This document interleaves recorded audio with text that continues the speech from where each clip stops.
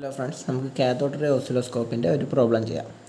What is the minimum distance between screen and center of deflection plate that will allow full deflection of 4 cm at the oscilloscope screen with a deflection factor of 100 volt per centimeter and with an accelerating potential of 2000 volt.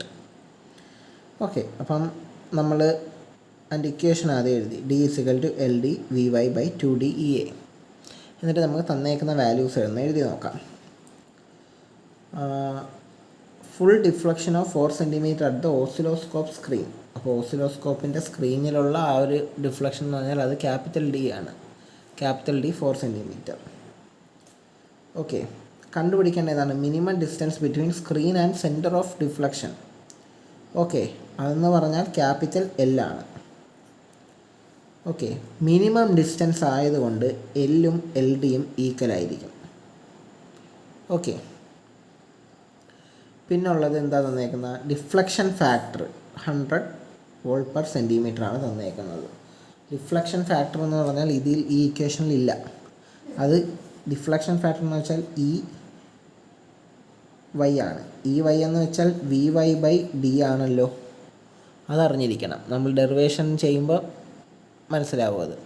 അപ്പോൾ Vy/D ആണ്. EY എന്ന് വെച്ചാൽ അത് 100 volt per centimetre ആണ്.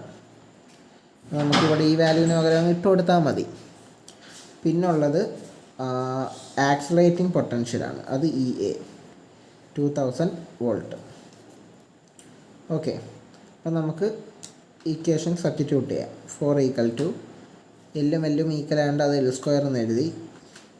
പിന്നെ Vy/Dക്ക് പകരം 100 കൊടുത്തു by 2 × 2000. ഇപ്പോൾ L² എന്ന് പറഞ്ഞാൽ 4 × ഈ 2 × 2000 അപ്പുറത്തോട്ട് പോകുമ്പോൾ 4000/100. L² = 160 എന്ന് കിട്ടി. അപ്പോൾ L = √160. ഓക്കെ, നമുക്ക് ഉത്തരം കിട്ടി.